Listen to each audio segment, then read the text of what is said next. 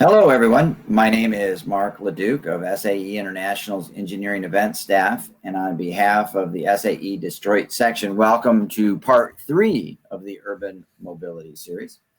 The goal of the Urban Mobility Series is to convene automotive supply chain, product producers, and city planners and have that critical conversation necessary to bring smart and connected vehicles into the smart infrastructure ecosystem.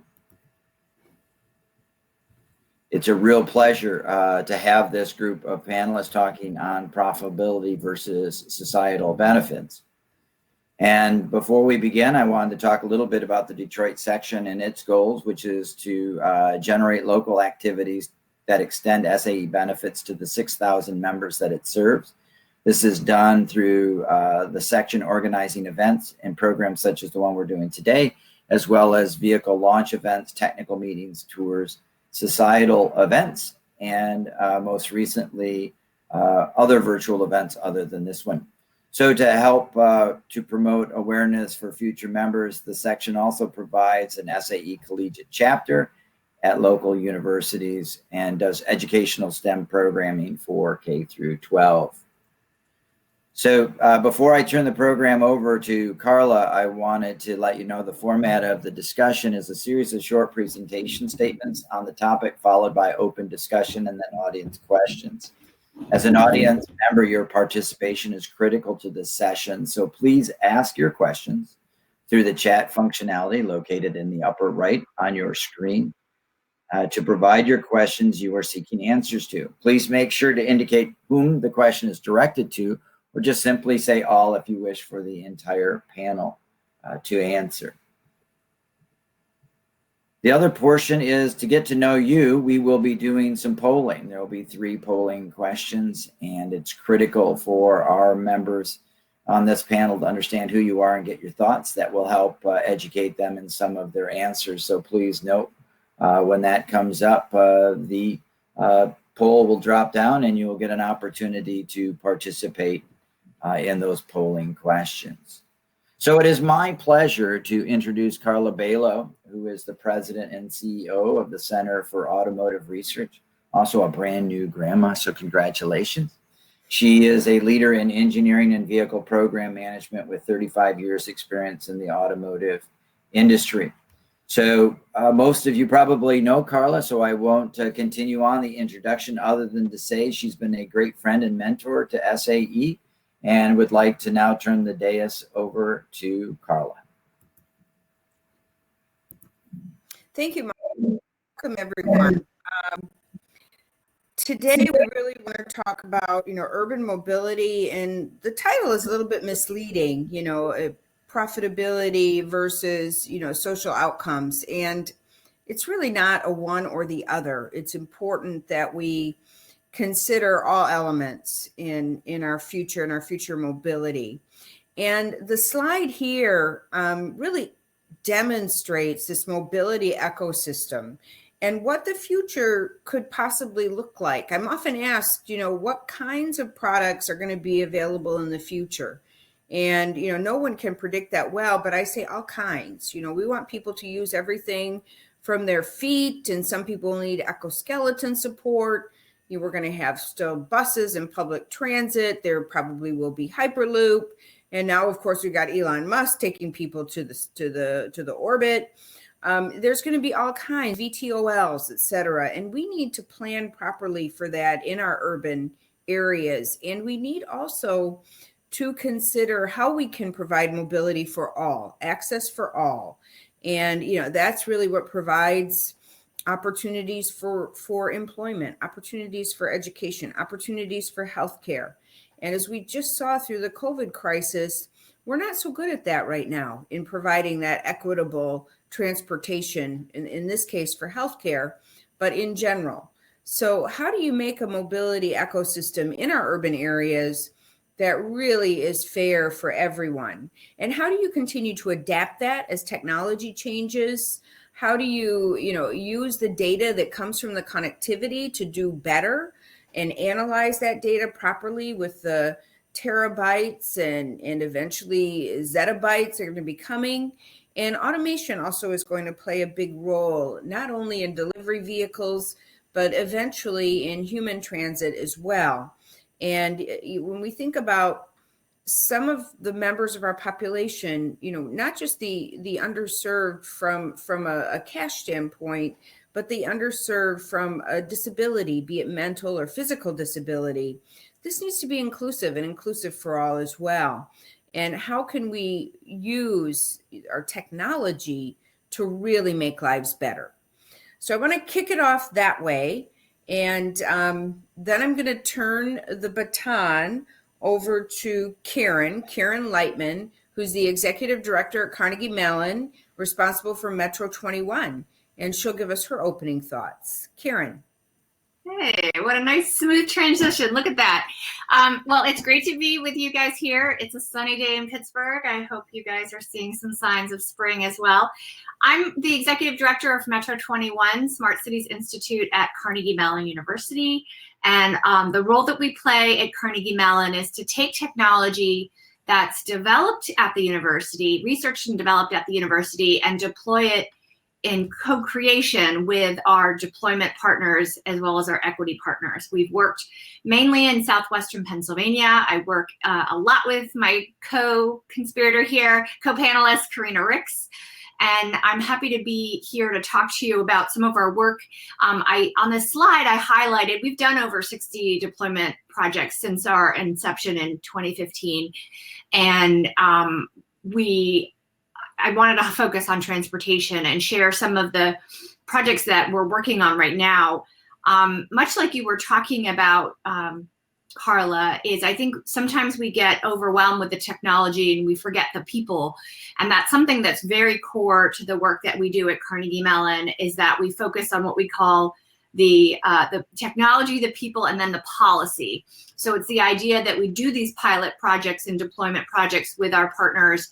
And then we figure out, hey, does this make sense? Does this raise, awareness? Did it move the needle? Did it improve lives? Or was it just an experiment? And so our acid test is really to ensure that we improve quality of life. There's 4 projects here. I don't want to take too much time to talk about them, but maybe what I'll highlight is all of these at their core have both a municipal partner and then many, many community and equity partners. And they use technology like artificial intelligence and robotics, but all are focused on people. So we work in urban areas. We're working on food delivery. We've helped deliver over 1 million meals in Southwestern PA since the pandemic hit, where food insecurity is more than doubled in our region. We're working on ways to improve address bias and inequity in the gig economy that has just completely taken off. And what's exciting about this project is that we actually got funded by the National Science Foundation for a 3-year project before the pandemic hit. So we had great baseline information, and now we're able to see how those inequities and how that bias is taking place, and what are the policies that we can do to address it. Then we're doing a really great pilot project that's specifically looking at not just disadvantaged, but ride sharing for young mothers who have children and childcare, and then with the pandemic hitting, are now also in charge of things like e-learning and homeschooling. And so we're looking at how can we optimize routes? How can we use technology to help those most in need? And then lastly is a project that we're doing in Greene County, which is actually the poorest county in Southwestern Pennsylvania, which is saying a lot. And it's looking at how do we optimize in terms of efficiency, cost, and energy usage, the ride sharing within the Greene County community. So basically, I'm here to talk about the work that we do at Carnegie Mellon. I also have an opinion pretty much on anything. So I'm looking forward to today's conversation with my great panelists. And Carla, I'll take it or give it back to you. Thank you very much, Karen. Great introduction. I have lots of questions already that I'm thinking about for the great pilots and work that you're doing. Our next speaker is Nicola Kane. She is head of strategic planning and research and innovation in the city of Manchester. So we're fortunate to have a global panel today. take it away, Nicola. Thanks, Carla. It's fantastic to be here this evening in the UK. I guess it's the morning over there. So I wanted to talk a little bit about our vision in Greater Manchester, which is a city in the northwest of England with very mixed demographics, pretty high levels of deprivation in a number of areas of our conurbation. And we have a vision in Greater Manchester to be one of the best places in the world to grow up, get on and grow old. And I love that vision because it's all about people and it's all about how we can improve people's lives and also the places and the communities that they live in. And everything that we've been doing around transport is really focused on how transport can help to make Greater Manchester a great place to grow up, get on and grow old. And we've developed this vision, which we call our network, which the Mayor presented probably about 18 months ago now. It's also affectionately known as the Death Star by some people, which I find quite amusing. But what this vision shows is our aim to enable more seamless, sustainable journeys for everybody, and showing how all parts of Greater Manchester can be connected by a more integrated public transport network, which covers heavy rail, our light rail Metrolink system, and buses, and not just coming into the city centre, but connecting all of our towns, a number of which have real deprivation issues, and how that can then be overlaid with a comprehensive walking and cycling network. So you can see that sort of blue honeycomb effect that sits underneath that, and that's representing what we call our B network, which is a huge project to improve walking and cycling infrastructure right across Greater Manchester. And then we very much see a role for shared and demand responsive services, really to fill the gaps in some of that network, to provide mobility and access to services, perhaps for people who aren't served by mainstream public transport. And we're also looking at how we can shape account-based ticketing, more integrated public transport information, travel information, and really bring that together into one seamless transport offer.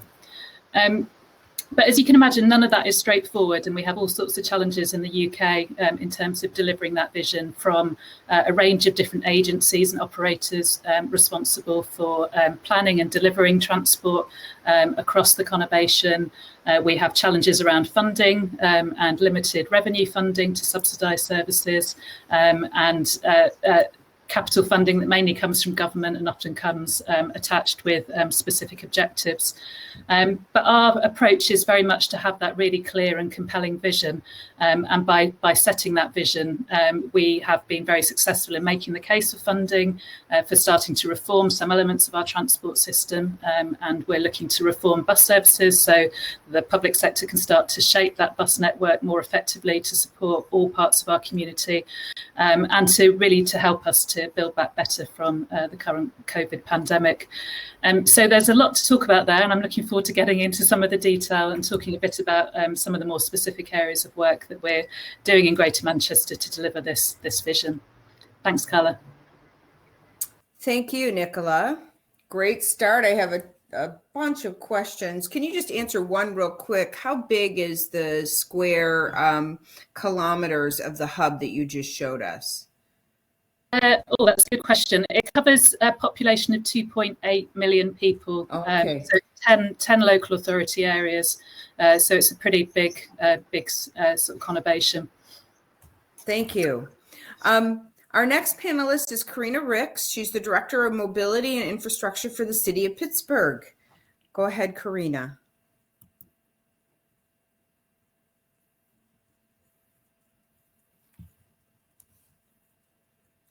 This panel, really interesting friends and colleagues here. So one of the things I just wanted to sort of touch on is as we talk about new mobility, as we talk about profit versus societal benefit, I'm really trying to ground us back in the problem or problems that we're solving for. So I'm Karina Ricks. I'm the Director of the Department of Mobility and Infrastructure in the City of Pittsburgh, which is often considered to be one of the leading smart cities in the country. And we're really proud of that reputation and proud of the work that we've done with Karen and colleagues at Carnegie Mellon and throughout the industry. But being smart means that you're really kind of focusing on the needs that need to be solved. So, I was really inspired thinking back about the World's Fair in 1939 and this Futurama kind of, image of what the future might be. And what we have experienced in intervening, 80 years since that version, and yet coming across an image like this one, which we still seem to kind of have this image of the city that is a little bit removed from actual humanity and the actual, people that reside within it. It's about swift moving, it's about connectivity, but again, connectivity for what? In the city of Pittsburgh, my department, the Department of Mobility and Infrastructure, is really motivated by some research that came out of Harvard University 5 years ago or so, which found that the single greatest factor in changing a household economic mobility was the provision of transportation, efficient transportation mobility, that they found that travel time specifically was the most important factor in changing poverty status in some of our most at need communities. But of course, many of our most at need communities lack access to a private automobile or private mobility, which is what the majority of our cities in North America are really focused around. And again, an image like this really seems to still put forward that image of the hierarchy of private mobility being the way that we get our needs met. We're really looking again at shared mobility and how shared mobility can solve sort of the goals and objectives that we have in the city of Pittsburgh and the performance metrics that we hold ourselves to. And those are first and foremost safety, that no one dies or is seriously injured traveling on our city streets, a vision zero approach. Secondly is access, and equitable access, that every resident in our city can access fresh fruits and vegetables within about 20 minutes travel of home, and that they don't require a private automobile to do that. So I refer to that as the ice cream test, that you can go to the grocery store, buy your ice cream, and get back home before it melts reliably, and that you don't need to rely on private mobility to get that, because not all of our households can afford that. That all trips less than 1 mile are easy and enjoyable to walk, roll, or bike. We know that about a third of the motor vehicle trips made in the United States are less than 1.5 miles, less than 2 kilometers in distance. It's a huge number of trips. We can change air quality. We can change our climate outcomes if we can really promote non-vehicle modes for those very short distance trips. That no household needs to spend more than 45% of income on housing and transportation. In a city like Pittsburgh, right now, transportation costs for many households exceed housing costs. We're a fairly affordable in terms of housing city, but when you need to rely on private transportation, that equates to roughly $10,000 per year per vehicle for our households, and many of our households own 2, 3, or 4 vehicles, and so they're spending every year $20,000, $30,000, $40,000 just to maintain those vehicles, and household incomes that are less than $100,000.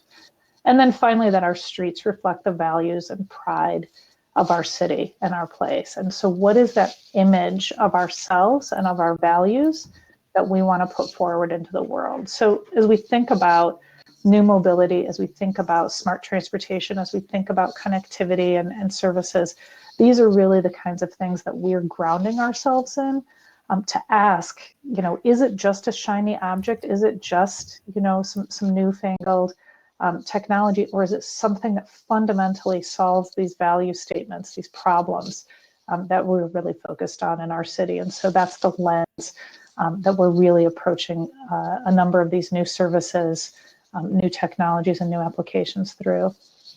Thanks, Carla.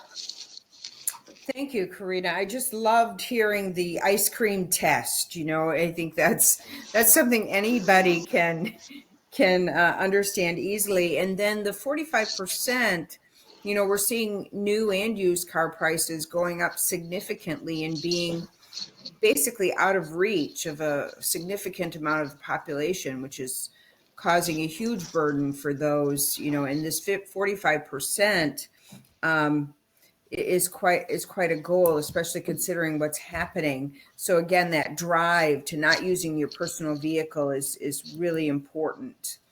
Thank you. And the next, the closing for opening comments comes from Andreas Mai. He's the CEO and co-founder of Ecomo. Wonderful. Andreas. Carla, thank you so much. Pleasure to be here with all of you on the panel. My name is Andreas Mai. I used to build and run Cisco's connected vehicle business and worked a lot with automakers and a lot of innovators to figure out how technology was going to transform this automobile business and the product. Then I moved on to work for one of the largest transport operators that operates city transportation systems to get a perspective on how transportation works on that side of the spectrum. And am now focused on Ecomo, which is my own little startup that I started actually right after a little TED talk I gave a while back, where I try to make the case that transportation is actually a basic need, the basic need of a person to actually get access to everything you would need from healthcare, education, jobs, etc. And as such, could become a utility, like many utilities are provided by cities. But the key question, I think, for all of us here is, should we really consider the societal cost of personal mobility? And in an economic model that I created based on a number of studies, I found that the actual cost to operate our vehicles, which account for pretty much 99% of surface miles traveled in this country here, the 1 hour cost to operate a vehicle is about $60. If you compare this to what a worker makes in average here, it's $27. So that's quite a difference. So our vehicles make more money than the average worker. The other element is I try to find a way to measure CO2 or emissions in general. And a way to do this is actually to calculate how many soda cans of liquid weight soda cans, that is, are produced by 1 hour of driving a car, and is actually a pretty mind-boggling number of 50. So we would need to drink 50 soda cans per hour we are operating our vehicles to compensate for what the average vehicle that is, puts out in the air. If you drive a somewhat larger vehicle, it's very, very likely a lot more. And lastly, I also spent a lot of time to figure out how much time we're actually wasting while we are driving for 1 hour. And it's pretty much 34 minutes in average here in this country. But if you live in a city like Los Angeles or Austin, it's probably easily more.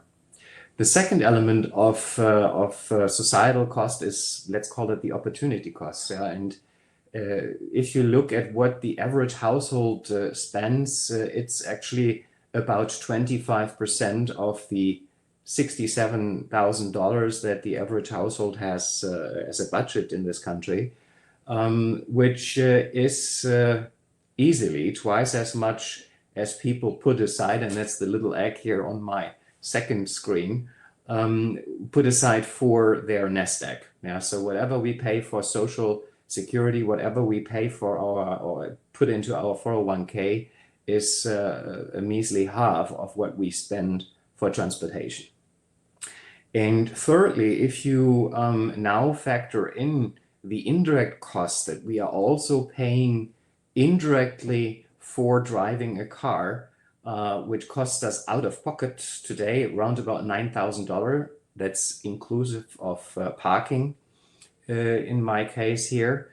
But if you add the cost of emissions, the cost of crashes, even the best of us get into crashes, and particularly also the cost of congestion and the roads that we are driving on, we easily pay double that amount. No, we do not necessarily associate this cost with driving a car, but we all pay insurance, and the insurance rates are higher because we get involved in crashes. We all pay taxes, and they are used for road construction and maintenance. So we pay for this indirectly. And lastly, if we look at how much we are actually using our cars, it's also a little bit disappointing. We are parking our cars 96% of the time, so we are only using them in average 4% of the time. If we use them, we drive alone 70% of the times in these very, very large vessels for the most part. And the average occupancy is 1.3 seats, and that also applies to very, very large SUVs that many of us drive around in. And the mission I have set for Ecomo is really to make this cost transparent, really show everybody how much they are actually using their car, what mobility needs they have, and then provide customized suggestions as to what you as a person or you as a family can do to reduce your personal out-of-pocket expenses for transportation, but also the societal cost that comes with it. And lastly, wrap this all in a platform that with gamification and rewards actually not only saves you money, but also gives you some rewards and excitement for making the right mobility decisions. I'm excited to continue this conversation with my fellow panelists and Carla.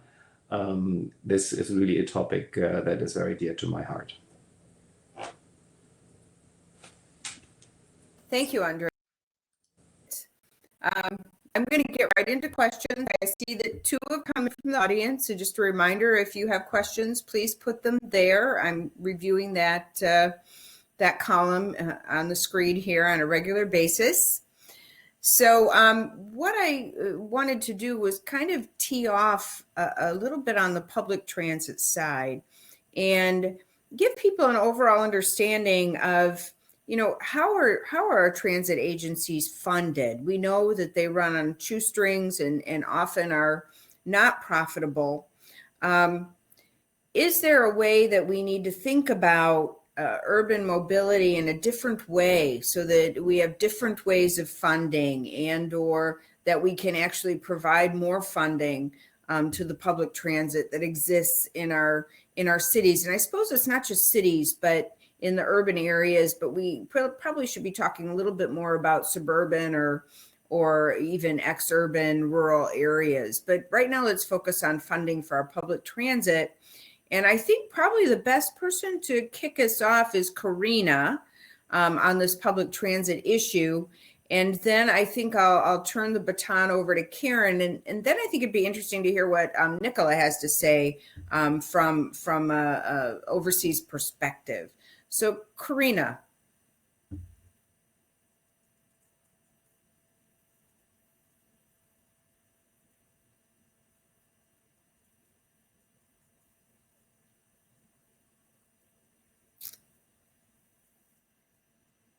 We can't hear you, Karina. It might be your connection. Here you go. Good. Oh, okay. Don't know what changed, but transit is habitually underfunded in the U.S. We really fund transit at 1/5 generally the level that we fund highways and auto infrastructure. That is a problem, considering that you can move 50 times, often as many people in our mass transit systems as you can move in personal automobiles. So we need to work on that. We really need to kind of recalculate that investment that we're doing. I think that the question that is often sort of raised now is, well, there's the rise of all of these private mobility systems, mobility as a service. Why do we even need to continue to put public dollars into public mass transit? Won't the private sector just take care of that? And I think the answer is no, patently no. The the private sector has never really taken care of public transportation. It's not a business line that is really, that's sort of the crux of our panel here. It's not a business line that is inherently profitable if it is also equitable. It can be profitable if it's serving choice customers, if there's a price point that you can structure in a certain way. But if you are really going to provide equitable mobility, it generally is a service, whether it's provided by a bike or a scooter or a bus or any other mode. It is a service that generally does require a public subsidy, but the public return on that investment is untold. So what we get back is a fully employed workforce. What we get back, as Andreas pointed out, are people that have access to reliable access to healthcare. What we get back is more equitable access to quality education. And so we really need to start seeing sort of multiple ledger accounting for what that investment in public transit brings back in terms of societal benefits to us. Sorry, that was probably too long of an answer, but really getting to the point that we need to, although, it is not necessarily profitable, you're not getting, 100% fare box recovery on transit if you're only looking at the fare box. We're getting many-fold return on investment if you're looking at the access to opportunity that transit provides, and really we need to increase that investment several-fold in the near future. So maybe the ROI equation that we're using is just simply flawed because, we're just looking at the numbers. We're not looking at all of the other, let's call them tangible benefits that are coming from a society standpoint, which are hard to quantify. Absolutely. Karen, do you have comments on this topic? Sure. What Karina was just talking about, and I think what we're really interested in at Carnegie Mellon is this idea of shared mobility and how you can optimize. And so the first mile and last mile aspects of mobility are really oftentimes game changers, and they are oftentimes inequitable for communities that are disconnected and often unrepresented when it's time for public hearings and decision making. So we'd like to look at, kind of what the human factor is with respect to the first mile, last mile. And so we use technology as a tool, artificial intelligence, using no personal identifiable information to better understand the supply and demand of transportation, looking at options for shared mobility, micromobility. I think we have some great opportunities to expand micromobility and shared mobility to address that first mile, last mile. And I think they can be done efficiently in a way that's cost effective, but we need to make sure that those decisions are being made equitably. And so that's why, we're using tools, technology tools to ensure that, and, we have a lot of work to do, I guess is the point, especially as we're going to be seeing more deficits coming in with municipalities. I know here in Pittsburgh and in the state of Pennsylvania, there's some big stressors with respect to investments in transportation. So I'm hopeful that the Biden administration, with fantastic former Mayor Pete, who's now Secretary Pete, really understands this. And he also understands the role of, he also understands the role of technology. When he was mayor of South Bend, he worked very closely with Notre Dame University and used technology as a tool. So we were together, actually, we started, along with Mayor Peduto, the MetroLab Network, which is an affiliation of over 30 universities and municipalities to address things. And I think the reality is that transportation oftentimes is the biggest issue. Like Karina was saying, it's the biggest indicator. Your zip code and also your access to transportation will define the rest of your life, for better or for worse. And so if we want to break that chain, we've got to address things like the first mile, last mile, and investment is required. And much like Karina was saying, we can't rely totally on the government, but I'm hopeful that this administration at least sees that how investments will help break that cycle of poverty. Thank you. Thanks. Yeah, I think we're all hopeful. The new administration and the new head of the Department of Transportation will take all these issues to heart. And we're seeing in his background, as you rightly said, right, that that's a good potential. Nicola, coming from Manchester, is there anything that is different there, or is the funding problem, same fundamentally? Yeah, funding is very, very challenging here. We've got a very mixed picture across different parts of the public transport network or transit system. So in Greater Manchester, we've got a light rail system, Metrolink, which we developed, which TfGM owns and franchises to an operator, and that basically has to be self-sufficient. So the revenues have to cover the operating costs, and they do actually. It's been very successful in that sense. But we were quite smart in how we developed that network. So we started with those lines where we knew we could generate significant revenue, where there was already a significant market for commuters. And then over time, we've expanded the network to areas where we want to support regeneration and link to those communities that perhaps wouldn't traditionally be travelling into the city centre, say by light rail, and built up those markets over time and effectively sort of cross-subsidised from the original lines. And that's meant we have been able to cover our operating costs, and we've also had to pay back a lot of the capital infrastructure costs. But it does mean that fares are relatively high, and we do sometimes get criticised for levels of fares, but that's the sort of financial environment we find ourselves in. And then buses are all run by private operators, and basically the public sector steps in to fund those services which aren't seen as commercially viable. So we do subsidise fairly heavily, but in sort of filling gaps in the network for those sort of socially necessary services. And we've increasingly had to fund more of those parts of the network as commercial operators have withdrawn those services.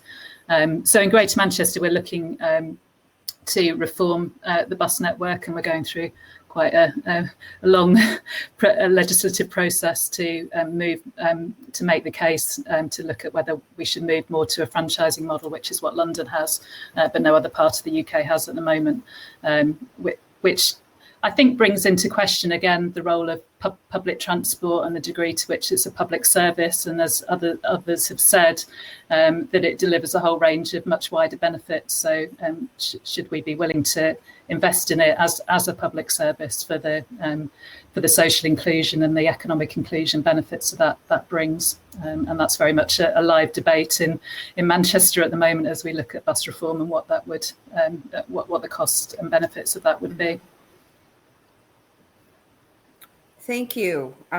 Great comments here. And one of the things that we keep hearing about is data and the need to use data in micromobility and shared mobility. And we've put that against the lens of equity.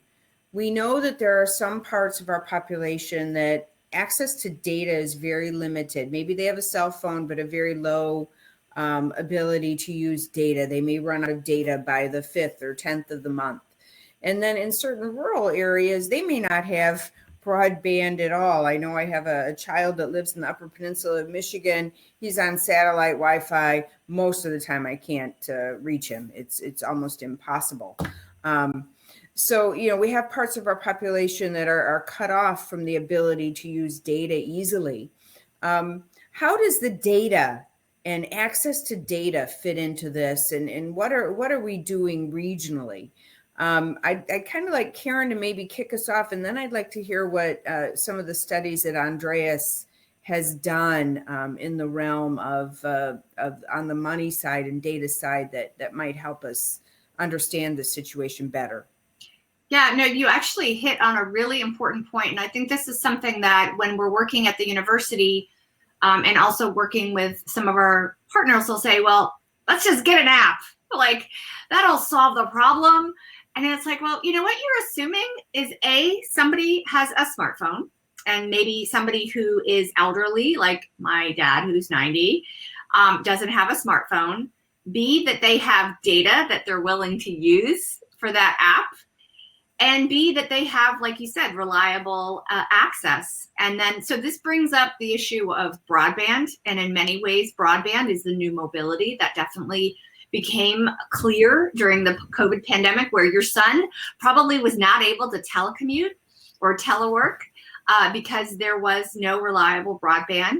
We're in the city of Pittsburgh. Karina and I have kids in the Pittsburgh public school system.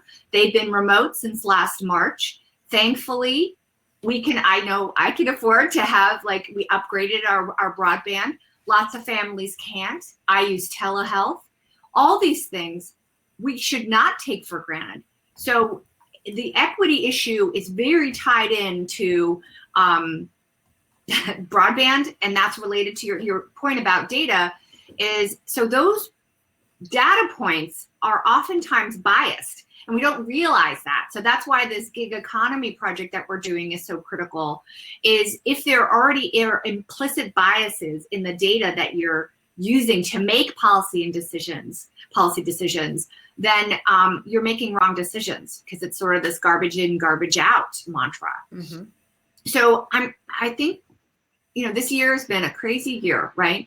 But in many ways, it's given us this ability to look at things through different lenses. I call it, we're going to talk about COVID in a little bit, but it's really given us a chance to understand inequity and see it from other people. At least for me, I think that, and most people, they're able to see the division in our country. And so we should ensure that if we're using data, that there's no implicit bias in it. And in order to do that, you need to actually, scrub it, and you need to better understand who built the system, who's asking the questions, where are they going to, are they being representative? So you need to be intentional when you're doing this kind of work. And I also feel that it's really important to do these true deployment projects in the real world. It's not just a model that you're doing on a piece of software in isolation. You need to acid test it. So I'll give you an example. We're doing a really great project. I mentioned earlier that we helped in the delivery of over 1 million meals in our region. And in particular, I'm part of a team that's working and delivering meals to Penn Hills, McKeesport, and McKees Rocks, which are some of the hardest hit communities outside of the city of Pittsburgh. It's like the exurb, where a lot of low-income people are working because they can't afford to live in the city. So the issue there is food insecurity, and a lot of kids went remote, and they were not going to the grab and go sites for their meals. So in Penn Hills, there were 4,000 kids that were eligible, which was the majority of the kids could, and only 25 in a whole week were showing up for grab and go meals. And it was clear that there was a gap, right? Because the food pantries and the food banks were providing a lot of meals. So we worked with a lot of partners, including church groups and United Way and others, and Allies for Children, which is a great nonprofit here, and helped using AI using data that was provided by the Department of Human Services. We developed a machine learning tool, to identify where the gaps were, where the meals were being provided, and within a quarter mile, with the idea that kids could walk unaccompanied or with a parent if needed, a quarter of a mile to bus route stops that were using the existing bus route stops. Mm-hmm. We developed these routes. We just developed 5 routes, but then we had to iterate. We had to say, well, gosh, the model indicated this stop, but it's a bus stop where a bus can stop for, a minute and put the flashers on, and kids can get on a bus. But it's not a place that a bus or a shuttle can stay for 15 minutes. Mm-hmm. And people can safely cross the road to access those meals. And so, it's sort of like so that information was not on Street View, that's the kind of information you need to get, because we talk to the communities, we engage with our drivers that were connecting with the community. So, that I think that's really important, is that we can use technology as a tool. But sometimes if the data is biased, not even intentionally, it can create more inequity. And so it's important that we are transparent and that we're co-creative and iterative with our partners so they can trust it. And that's actually something that we're working in another community where people are afraid that they're going to be counted. Like they see that we're writing down the number of meals, but they don't want to be on the radar because of whatever reason. Mm-hmm. And so, or they're embarrassed or ashamed. So there are these human factors that we really need to be considerate of. So data is great. I work at Carnegie Mellon University. We thrive on data, but I think you need to be thinking about the human and the humans and the equity and bias. So I think I'll stop there. Thank you. Thank you. That was a great description. Andreas, do you want to talk about this data issue at all? Yeah, and no, what your absolutely. studies have found. But let me first start with, if you have a public transportation system, you always need to have an alternative that allows people to access it without a phone. Yeah, so I think that's very important to note in the beginning. But at the same time, if you have a city that has ubiquitous Wi-Fi access available for their citizens, for the people that need to move around in the city, it makes life order of magnitude easier, because then you can use your phone and the Wi-Fi access to actually participate in all these services without using your data plan. Yeah. The other aspect I think worth noting is, I think here in the US, we have 87% of people in this country have a smartphone. Yeah, so it's 13% of the people, and you cannot build an entire system around 13%. Nonetheless, you need to take care of these people at the same time. But to really lay out transportation systems, you need data. You need to understand origin, destination of people, who is traveling, when they are traveling. You need to understand if you have particular events coming up in your city system. Like, let's say you have 3 different sports and entertainment events, hopefully soon, again, then you certainly have needs that your system needs to be able to manage. And that is important, and you can achieve this particularly well through mobile phones, whether they are connected to the 4G, 5G network or Wi-Fi. But also using LiDAR systems in some cities or video analytics to actually accomplish this over time, and then put a layer of artificial intelligence on top of it to actually project the right amount of transportation supply you need to provide in which mode to make the system move. Yeah. Thank you. And I have just one question for you. You talked about all the data that's being generated in cities. Is there value in that data? The cities are reluctant to give away that data, thinking it's valuable to somebody. Is there value in that? And can cities actually get revenue from some of the data? I mean, provided they, keep it safe and anonymize it. Yeah. So, let me kind of try to answer this in a different way. So the data is actually a must-have if you want to operate your system. Yeah, you need over time enough data to make sure that you have enough supply, transportation supply, where it is needed. And at the same time, you need to be able to dial back the supply to kind of not overly overspend your budget for operating these buses and trains and whatnot. And I think it is more a function of creating this ubiquitous data pool where both the private operators like the ride-hailing companies or the micro-mobility providers, taxi companies provide their data, as well as kind of put this together with the data lake that is aggregated by the public transportation authorities. And if you have both in one big data lake, you then can create wonderful services on top of it that create value. Yeah, so there's a couple of platforms that do this for cities like Paris, for instance, and they have opened up this data pool of knowledge to startups, and they were able to actually create new applications, new services that they were able to monetize on top of this data. Thank you. I'm going to just change gears a little bit and go back to mobility within the regions of a city. I often talk about cities and say, within cities there are neighborhoods, and each of those neighborhoods have a different complexion, both in terms of income, in terms of ethnicity, in terms of society expectations. There's many different parts of a city or a region.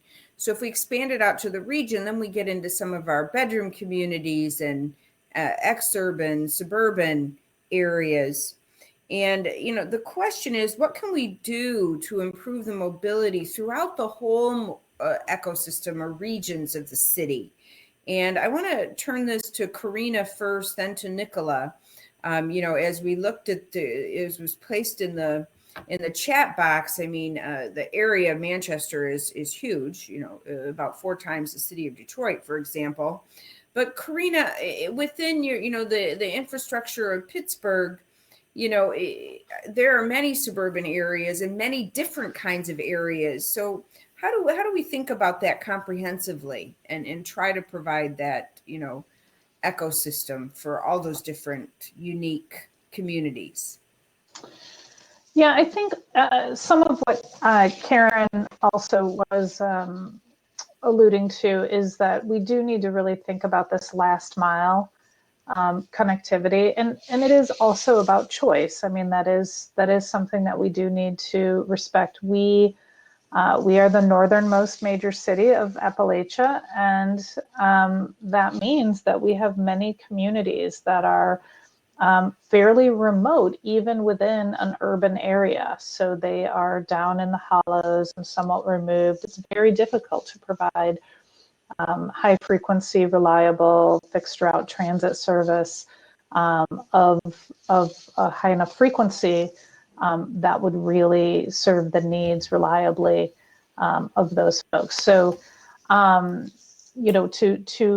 kind of provide an efficient system and provide that connectivity, we need to think about that last mile.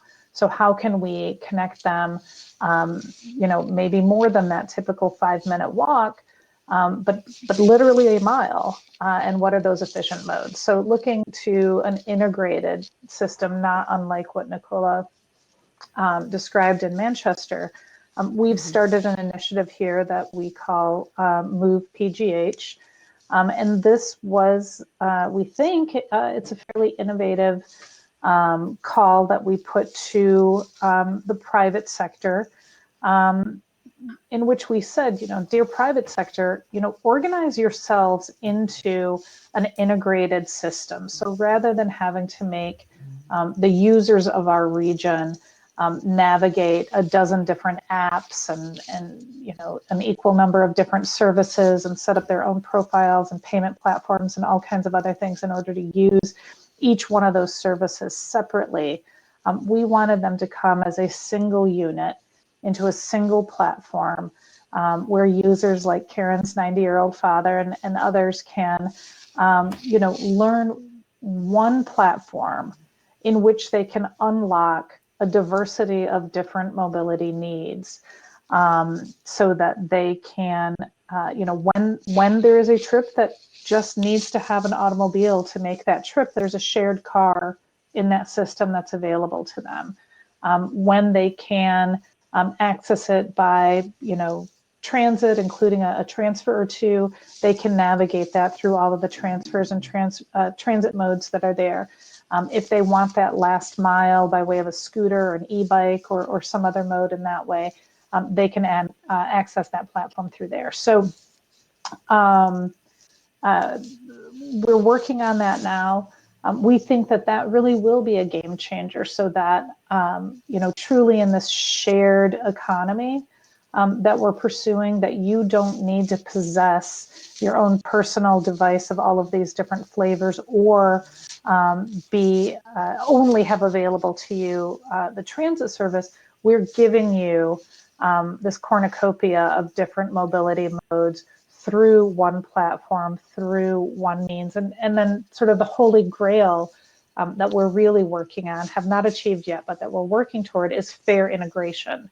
where you can seamlessly move between modes, and as a consumer have the impression that you're buying one fare, even though that fare includes a segment of your trip that's on a shared, maybe a shuttle transit service provided by a private operator. Segment of your trip, the longest segment likely is on mass transit, and a segment of your trip is on a bike share, but you're just buying that single trip. So again, trying to really unleash connectivity for these different contexts, these different areas that have different levels of sort of urban density, giving them choice so that at different hours of the day, for different trip purposes, for different push points, whether they're motivated by travel time or motivated by price, that we're giving people an array of different things that they can respond to through this Pittsburgh Move TGH platform. Yeah, the Common App is so vital. And then, really being able to have that common payment system, and one that takes many forms of payment, right? As Andrea said earlier, right. You can't count on people having a cell phone. You can't count on them having a credit card or even a bank account for that matter. So how, again, can we make sure it's nimble enough to be able to do that? Thank you. Nicola, did you have anything you'd like to append to this question? Yeah, I suppose it sort of highlighted the size of the geography of Greater Manchester, and that does bring challenges. And basically the geography is that we have a dense sort of urban core around the city centre, but we have a series of large towns. So it's basically a sort of polycentric region. And the way that we've developed our transport strategy alongside our sort of strategic land use plans is to think about different sorts of journeys that people might be making. So they might be commuting into the city centre one day, but then they'll be accessing other sort of services more locally. And we developed our strategy to think about, for example, those shorter neighbourhood trips, and how we can enable people to make those more easily on foot and by bike. And that's obviously, in part about providing the right infrastructure. And we're investing really heavily in walking and cycling networks. But over time, it's also about the right land use planning. So, working very closely with the local planning authorities to think about how do we create almost a sort of 15-minute city idea, but around each of those towns, many of which have been really struggling. But it's looking about bringing more, higher density housing back into those towns, making them attractive places to live and to spend time in. And that brings a whole range of benefits in terms of regeneration, but also makes it much easier for people to leave their car at home, to walk and cycle for shops, for schools, their day-to-day needs. So that's kind of the approach we're taking. So we've put in a lot of big infrastructure, those big sort of networks, the Metrolink network in particular. The next sort of phase of development will be much more focused on walking and cycling, and also buses, which are a really crucial part of the network for serving those shorter trips and serving those local towns. So that's really the approach that we're taking, and then looking at kind of whether new mobility services can fill some of those gaps. So we are interested in demand responsive transport, how that might evolve, and other shared services like electric car clubs. E-scooters are just starting to hit the ground in Greater Manchester for the first time. So we're looking at those and whether those again can be directed towards those towns as well as the sort of city centres where the operators would naturally gravitate to. Sure. And when will you be getting the Vaxi Taxi? I saw it going to London today. I thought that was pretty clever, and it's really helping those people who don't have a way to get to the vaccination site, right? I'm quite shocked actually how vaccinations are being rolled out in locations which are only accessible by car. So that's key, and we've been trying to work with the health service to make sure that they are actually close to transit hubs and so on. That's really important. Yeah, I saw it and thought it was a very clever use of delivery platforms to be able to do that for folks. So since I've shifted gears a little bit, thank you, Nicola, for your comments. Let's talk a little bit about post-COVID. During COVID, public transit was practically decimated down to, ridership fell significantly. However, now that the, economy started to open back up, public transit is being utilized, I think, in most communities, almost back to the same level as before. We had to change a lot of things on the transportation facilities themselves, contactless, many things that eventually raise cost. We've also seen the price of private transportation increase greatly. In the US, fuel price is coming back up again. So everything is really leading us to kind of this K recovery, that those people who have been able to keep working and are pretty secure financially are recovering nicely. And those on the opposite end of the spectrum, they fell low, and it's going to be a while for that recovery to come back. When we think about that for, from a mobility perspective, how can we make, mobility more equitable? What can we do? And how can technology potentially help this situation? I'm going to head towards Karen again, and then I'd like to hear Andreas's thoughts.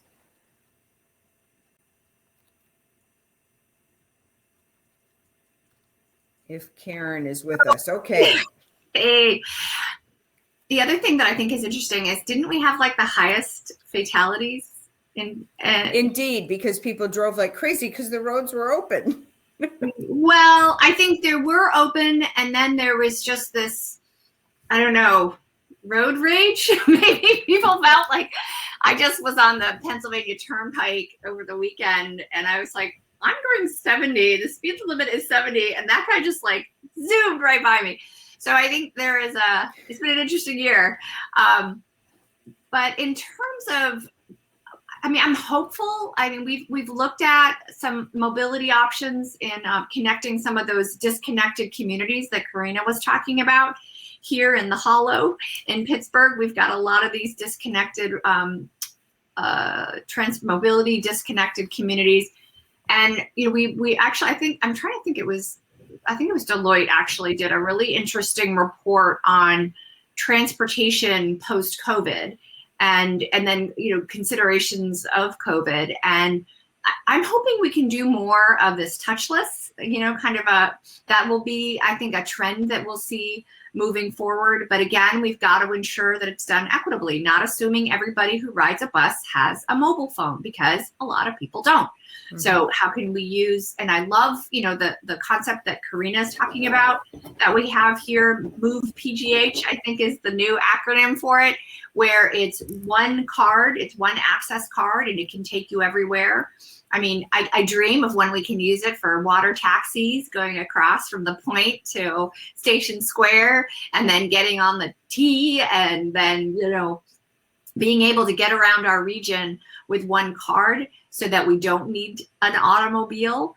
So I think there's data we can use. The technology, I think what's exciting is there's this thing called edge computing that I'm assuming that most folks on the call know about, and then maybe in our audience, where we're doing edge computing at intersections and better understanding what's happening at intersections with respect to near misses. So to that vision zero that Karina was talking about, how do we improve the mobility and accessibility using edge computing, where it's just a camera that's sort of in the background. It's able to depersonalize the data, so everything is secure and you can trust it.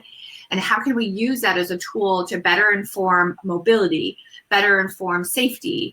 I'm hoping that we can use more of that information to optimize transportation, but do it in an equitable and transparent way so that it can be trusted. And I think that's something that our communities, we're seeing a lack of trust, right? We're seeing a lack of trust across the country. And I was assuming the UK too, you guys had Brexit, and we had, the election that we just experienced and the Capitol siege. This issue of trust is really important.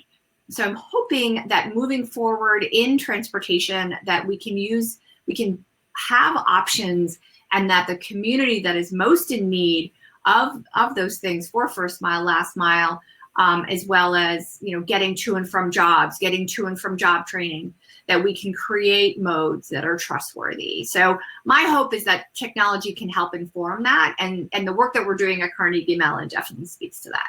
Thank you. Thanks. Andres, do you have any comment to the post-COVID world? And then I can only give you about 1 minute, and then I need to go to the final question that I want to ask all of you. No, I think equitable access really requires, first and foremost, two things. Number one, you need a viable alternative.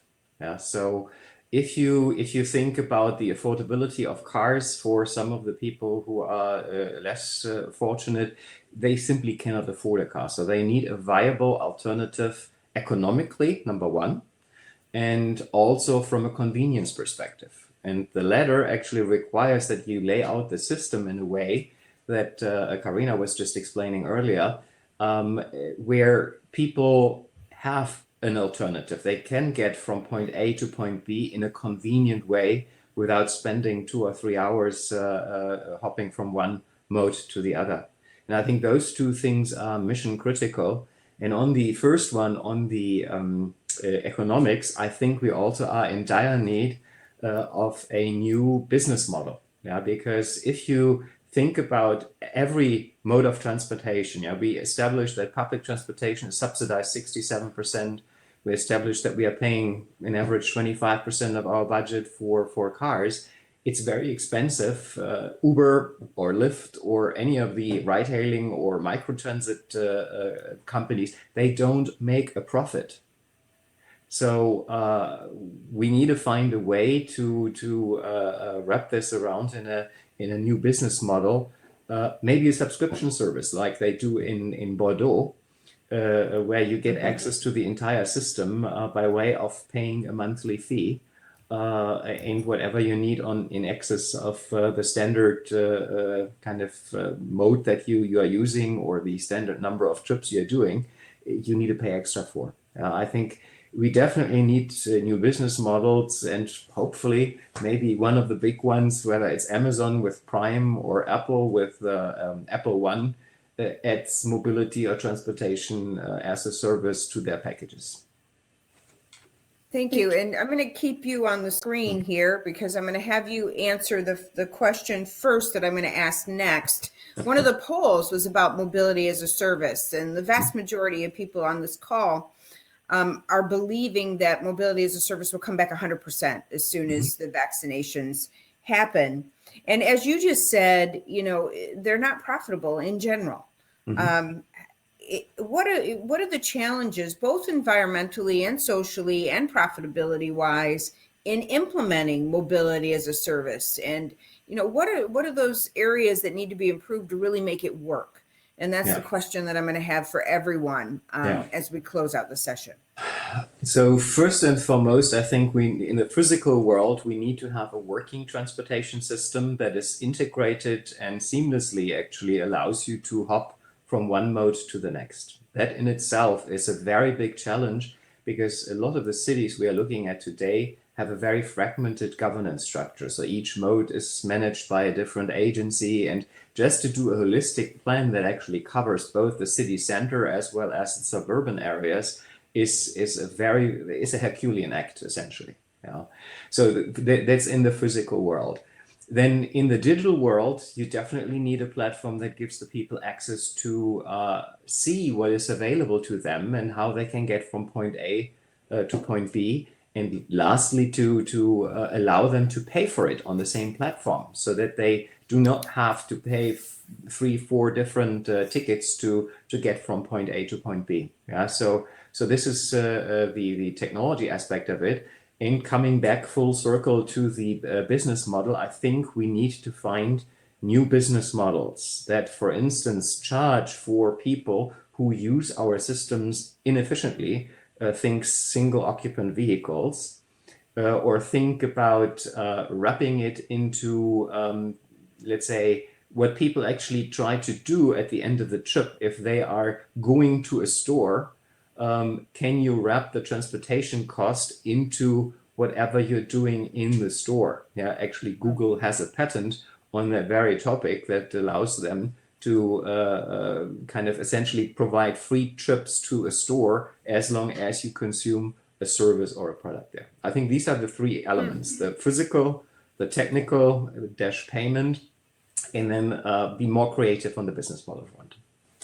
Yeah, I think that creativity and new ideas is key here too. We have to think differently, not just keep doing the same thing, expect someday it's going to work. I'm going to go the opposite order. So Karina, you're next for the mobility as a service question.